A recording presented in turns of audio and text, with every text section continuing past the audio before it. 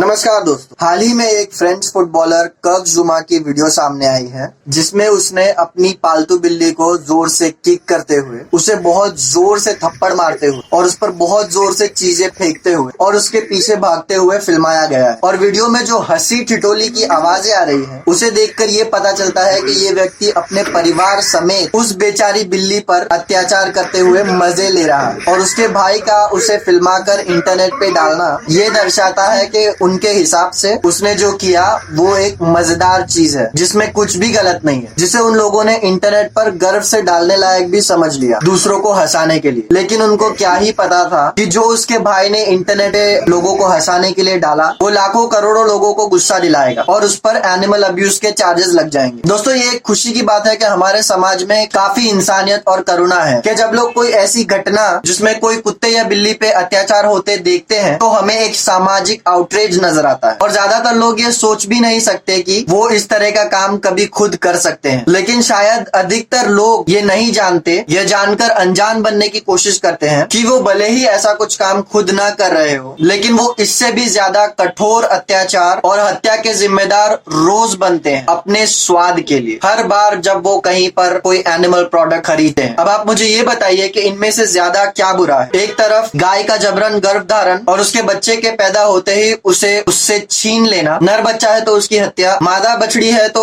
उसके साथ वही किया जाना जो उसकी माँ के साथ दूध के लिए किया जा रहा है, मादा सुअरों को इतनी तंग सलाखों में जकड़ कर रखना जहाँ वो हिल भी नहीं सकती और उसे भी जबरन गर्भधारण करवा के लगातार उससे बच्चे पैदा करवाना ताकि हम उसके बच्चों को कुछ महीनों बाद खा सके। मुर्गियों को A4 साइज के छोटे से पिंजरों में 5 की संख्या में उनके अंडों के लिए एक अंधेरी शेड में ठूस ठूस कर रखना और लगभग 1 साल की आयु में जब उनके अंडे की पैदावार कम होती है तब उन्हें पेट फूड के लिए मार देना। और बहुत से दूसरे जानवरों को उनके मांस, चमड़े, बाल, फर, पंख के लिए गंदी सी जगह पर कैद करके रखना जहां इन सारे जानवरों के साथ डंडे, लात, घूसों वाला सलूक किया जाता है। दोस्तों, ये सारे अत्याचार एक तरफ हम तराजू के एक पलड़े में रखते हैं और उसके दूसरे पलड़े पर हम किसी कुत्ते या बिल्ली पे अत्याचार को रखते हैं, तो आपको क्या लगता है इनमें से कौन सा वाला ज्यादा भारी होना चाहिए? तो जाहिर सी बात है कि जिसमें इतने सारे जानवरों पर इतना ज्यादा कठोर अत्याचार हो रहा है उसे भारी होना चाहिए। लेकिन अफसोस इस बात का है ज्यादातर लोगों का दृष्टिकोण काफी स्पीशीसिस्ट या प्रजातिवादक हो चुका है कि वो उन जानवरों की केवल प्रजाति के आधार पर उनकी इतनी